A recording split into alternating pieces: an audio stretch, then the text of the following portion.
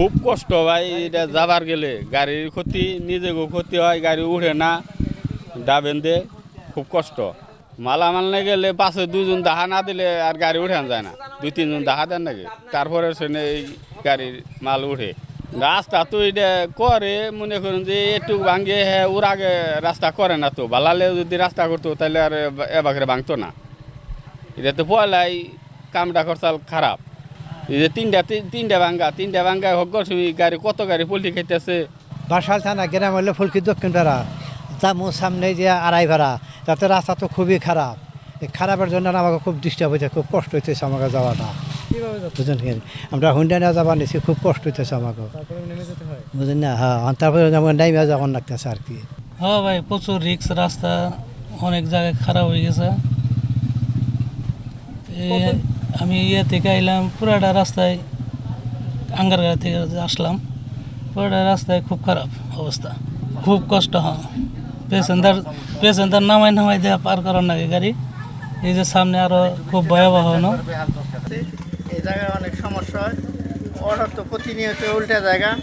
সখীপুর শুনছি রাস্তা হইতেছে, রাসেল ভাই আমাদের জনপ্রতিনিধি সুন্দর একটা কাজের উদ্যোগ নিছে, যদি এই রাস্তাটা একটু সুনজরে আনতো বা দেখতো আমাদের জন্য খুব ভালো হইতো।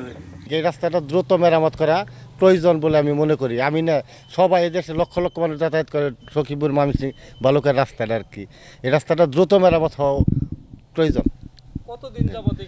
এই খারাপ অবস্থা প্রায় 3 মাস যাবত এইরকম অবস্থা। বৃষ্টি হইলে বেহাল দশা, মোটর সাইকেল, অটো গাড়ি, সিএনজি, ট্রাক, তার মানে প্রত্যেক দিনই গাড়ি কিছু না কিছু ফাইসাই থাকে, খুব বেহাল দশা আর কি।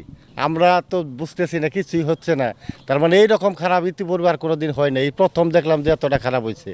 তো আসলে এই প্রশাসনের দৃষ্টি আকর্ষণ করে বলছি, মানুষের কল্যাণের জন্য খুব দ্রুত রাস্তাটা মেরামত করা দরকার। প্রশাসন স্বচ্ছভাবে এই জিনিসগুলো দেখে যথারীতি তদারকি করে কাজ করতে আমাদের এই দুর্ভোগগুলো পোহাইতে হইতো না।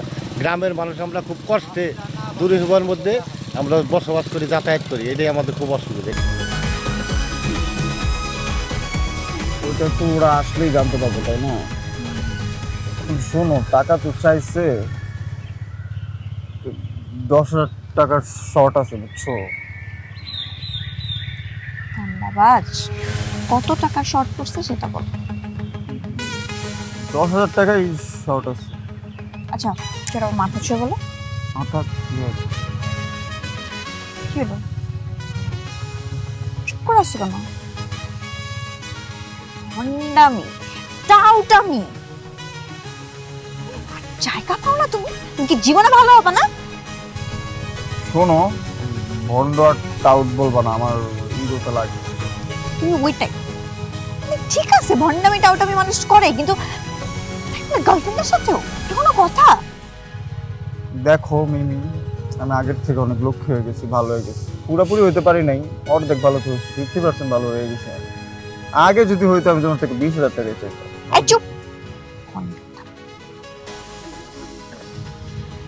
তাও না 10,000। ঠিকভাবে বলো, কত টাকা শর্ট পড়ছে? 5,000 টাকা লাগবে।